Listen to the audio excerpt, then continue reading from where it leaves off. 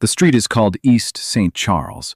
The parish is Sacred Heart, a yellow brick building with a bell tower that has rung the 7 a.m. Mass since 1949. The neighborhood knows that sound the way it knows the heat. Sister Maria Auxiliadora Perez has been part of it for 19 years. On the morning of June 9, 2026, she leaves the small convent house on East Madison at 6:35 a.m. She is carrying a missal, a thermos of black coffee, and a plastic grocery bag with 2 breakfast tacos for Father Ortega, who forgets to eat.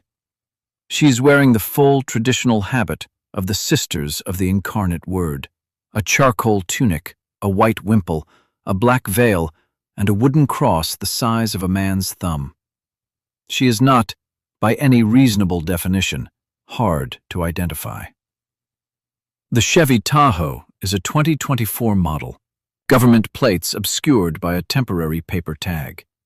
Inside are 2 ICE enforcement and removal operations officers assigned to the San Antonio field office, working a target list generated the night before out of a fusion center in Farr. The list contains 41 names. One of those names is Maria A. Perez, D.O.B. 1957. Last known address, a trailer park in Los Fresnos. Final order of removal issued in absentia in 2011.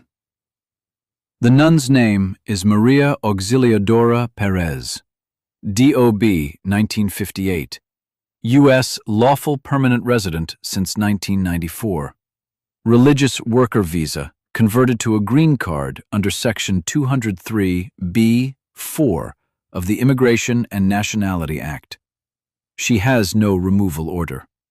She has no criminal record. She has in her tunic pocket a laminated parish ID and a Texas driver's license. None of that matters in the next 40 seconds.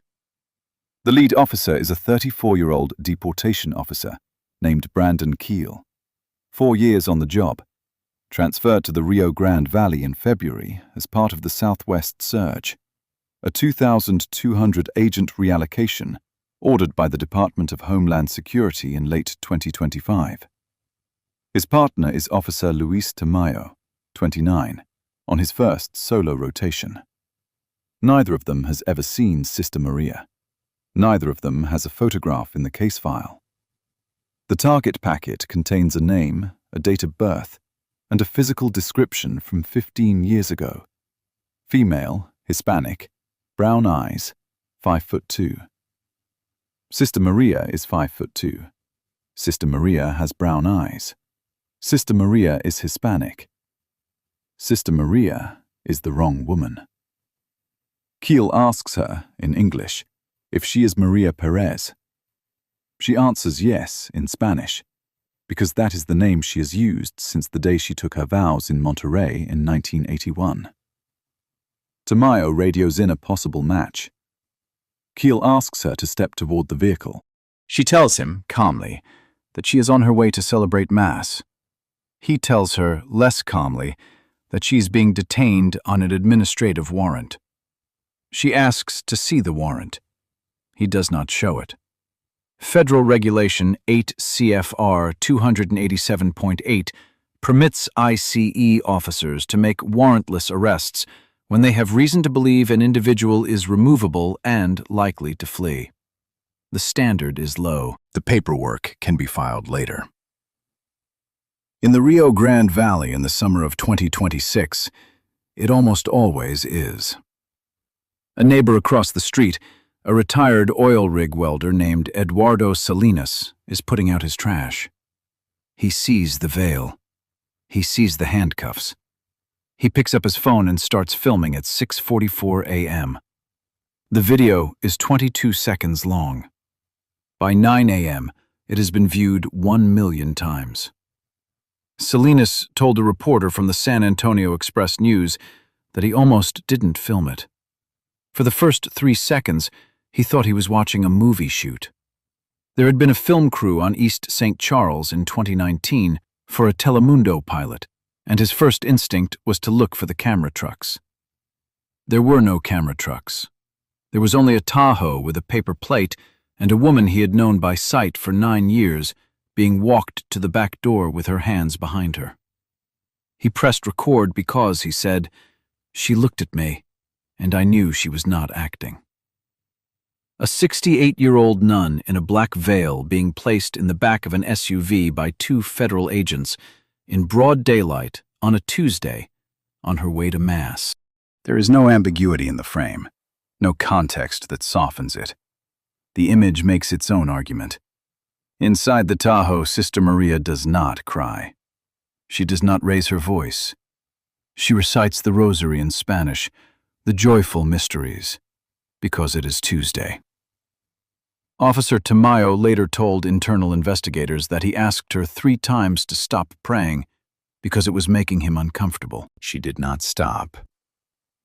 The vehicle drives north on Highway 77 toward the Port Isabel Service Processing Center, a 1,200-bed detention facility in Los Fresnos run directly by ICE rather than through a private contractor. The drive takes 38 minutes. During it, Officer Keel runs her fingerprints through ident, the biometric database shared between DHS, the FBI, and the State Department. The hit comes back at 7:21 a.m. The hit says, Perez, Maria Auxiliadora, LPR, no derogatory. Keel stares at the screen. He does not tell his partner. He does not tell the supervisor on duty. He completes the intake. The internal investigation later tried to explain that pause. Keel told investigators he assumed there were 2 records, that the system had pulled the wrong file, that the right Maria Perez was somewhere deeper in the database. He said he intended to verify after intake. Investigators noted, in a footnote on page 47 of the eventual report, that Officer Keel had been awake for 19 hours when the hit returned, that he had run 3 other arrests since midnight, and that the Southwest Surge protocols classified mid-shift release decisions as a category requiring supervisor sign-off in person. None of that excuses what happened. It explains the shape of the failure. The shape is exhaustion plus authority plus paperwork. At Port Isabel, Sister Maria is processed into a holding cell with 11 other women, most of them Honduran, most of them under 30. She gives them her thermos of coffee. She gives them the 2 breakfast tacos meant for Father Ortega. She hears one of them call her Madre, and she corrects, gently, Hermana, sister, not mother. A small order being maintained against a much larger disorder. One of the women in the cell, a 24-year-old named Jessica from San Pedro Sula, later told a Catholic Charities caseworker that Sister Maria knelt on the concrete floor and prayed with each of them by name. She asked their names. She remembered them. When the guard came to take Jessica's fingerprints, Sister Maria stood up with her, walked to the cell door, and made the sign of the cross on her forehead with her thumb. Jessica said she had not cried since the river. She cried then. Back in Brownsville, the parish was already moving. Father Andrés Ortega, 61, a Mexican-American priest with a bad knee and a Twitter account, posted the Salinas video at 7:55 a.m. with a single line. They took Sister Maria. She was bringing me breakfast. By 9:30 a.m., the post had been shared 180,000 times. By 10 a.m., the Archdiocese of Galveston-Houston had issued a statement. By 10:45 a.m., the office of Senator Ted Cruz had called the San Antonio field office directly. The field office did not know what was happening yet. The supervising agent, a 22-year ICE veteran named Cynthia Roybal, was in a budget meeting about overtime allocation for the Southwest Surge. A junior intelligence analyst walked into the conference room and slid a printed screenshot across the table. The screenshot was the Salinas video, paused on the moment Sister Maria's veil caught the early light. Roybal closed her laptop. She said one word that is not in the official report. She walked out of the meeting and drove to Port Isabel herself. The drive took 4 hours and 12 minutes. During those 4 hours, the story left Texas. CNN picked it up at 11:14 a.m. The Vatican press office issued a brief comment at 12:30 p.m. Eastern, expressing grave concern. Republican Congressman Carlos Jimenez of Florida called for an immediate review. Democratic Congresswoman Veronica Escobar of El Paso called for the agent's badges. The White House press secretary asked about it at the 1 p.m. briefing, said the administration was gathering facts, the phrase used when no one in the building yet knows what to say. The obvious question is how this happens. How does a target packet go out with no photograph, no current address, and a 15-year-old physical description that matches roughly 4 million women in the United States? The answer is operational. ICE's target lists in 2026 are generated through a system called Raven, the repository for analytics in a virtualized environment, which cross-references final orders of removal against utility records, employment data, and license plate readers. The system flags likely current addresses. It does not verify them. Verification is the officer's job. Officers in surge zones are running, on average, 11 to 14 encounters per shift.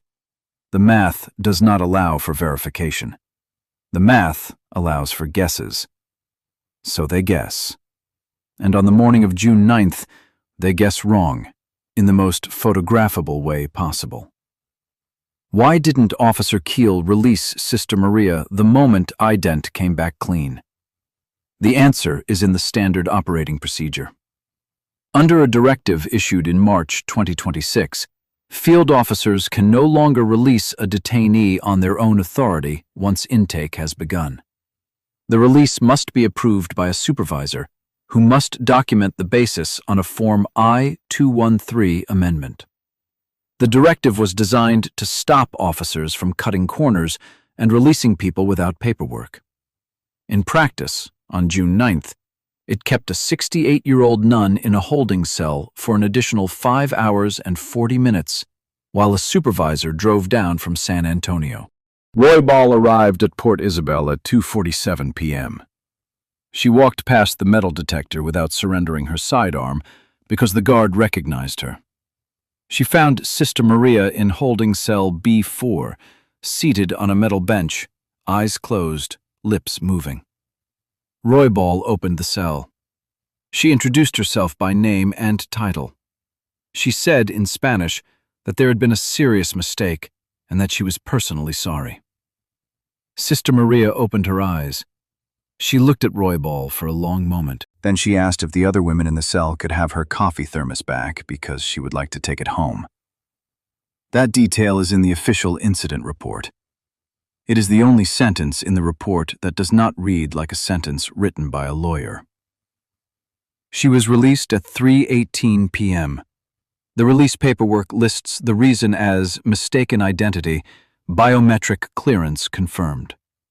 She was driven back to Brownsville in an unmarked sedan by a different officer, a woman named Diana Ruelas, who did not speak the entire drive. Sister Maria did not speak either. When they arrived at the convent, Ruelas got out of the car and opened the passenger door. Sister Maria stepped out, thanked her by name, and walked up the path to the front door without looking back. The 7 a.m. Mass that morning had been canceled. Father Ortega had refused to celebrate it without her. He celebrated the 6 p.m. instead. The church was full. There were 240 seats and roughly 600 people standing in the aisles, standing on the steps, spilling into the parking lot. Local news counted 12 television cameras. The Archbishop of Galveston, Houston, Cardinal Daniel DiNardo, flew in from a meeting in Washington and concelebrated. He did not give a homily about immigration policy. He gave a homily about the visitation. Mary walking to see Elizabeth, an old woman on a road alone, carrying something precious. You can decide for yourself whether that was a coincidence. The aftermath moves fast and slow at the same time. Fast because by June 11th, 2 days after the arrest, the Department of Homeland Security had opened an internal review through the Office of Professional Responsibility. Slow, because that review would not produce a public finding until October.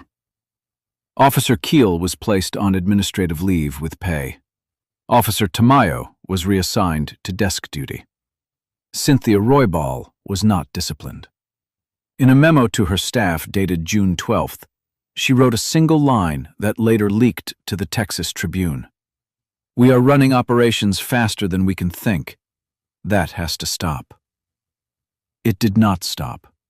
The Southwest surge continued. The target lists kept going out. In the week after Sister Maria's arrest, ICE made 1,847 arrests in the Rio Grande Valley sector alone. 71 of those arrests were later flagged for review as possible mistaken identity cases. 6 were confirmed. None of them involved a woman in a habit, and none of them went viral. That is the part that should land hardest. The system worked exactly as designed on June 9th. It identified a target, dispatched a unit, made an arrest, and processed an intake. The only thing that broke the pattern was a retired welder with a phone and a piece of black fabric that a camera could read in a quarter of a second. Take away the veil, and there is no story. Take away the veil, and Sister Maria is one of 71 names in a footnote. The Catholic bishops responded first. On June 16th, the United States Conference of Catholic Bishops issued a joint letter signed by 187 prelates demanding that ICE adopt 3 changes: mandatory current photographs on all target packets, a 24-hour hold on any arrest involving an individual over 65 pending biometric confirmation, and a clergy notification protocol for any operation conducted within 500 feet of a religious site. The letter was delivered to the Secretary of Homeland Security on June 18th. The Secretary's office acknowledged receipt. No commitments were made. Congress responded second. On June 23rd, a bipartisan bill was introduced in the House, the Verification Before Enforcement Act, co-sponsored by Representatives Jimenez and Escobar.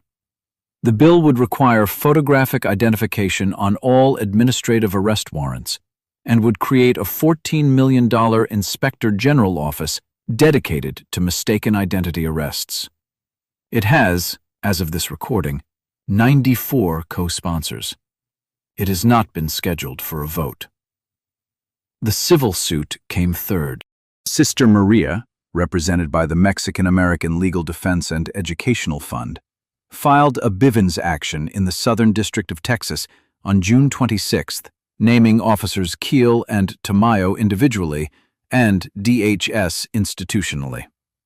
The suit seeks $2.4 million in damages and, more importantly, a federal court order requiring ICE to adopt photographic verification protocols nationwide. The case was assigned to Judge Fernando Rodriguez, Jr., a Trump appointee with a reputation for ruling narrowly. The first hearing is scheduled for September 14th. Sister Maria does not give interviews. She's given exactly one public statement through the parish on June 11th. It is 6 sentences long. She says she forgives the officers. She says she does not forgive the system. She says she will be at the 7 a.m. Mass every weekday until she cannot walk anymore. She says the rosary she was praying in the back of the Tahoe was for the women in the cell at Port Isabel, not for herself. She says she is not a symbol. She says she is a nun. That is the part the cameras did not get, and it is the part that matters most. In the weeks after, the convent on East Madison received more mail than it had received in its 60-year history. The postal carrier, a man named Hector, who had worked that route since 2014, began using a rolling cart. There were letters from Ireland, from the Philippines, from a Carmelite monastery in Wyoming, from a 6th grade class in Queens who each wrote a single sentence on lined paper. They were checks the convent did not cash, returned by mail with a note in Sister Maria's handwriting. Please give this to a parish closer to where you live. One letter, postmarked San Antonio with no return address, contained only a mass card and the words, "I was in that meeting. I am sorry." The sisters do not know who sent it. They placed it in the chapel beneath the tabernacle, where it remains. Go back to East St. Charles Street. Go back to 6:42 a.m. on June 9th. The Tahoe is gone. The handcuffs are gone. The veil is gone, bagged into evidence for 43 minutes before being returned with the rest of her belongings, lightly creased. What is left is the patch of sidewalk where she stood, 4 blocks from a church she had walked to every weekday for 19 years. The bell tower rang at 7 a.m. the next morning. She was in the pew. Father Ortega's hands shook during the consecration. Hers did not.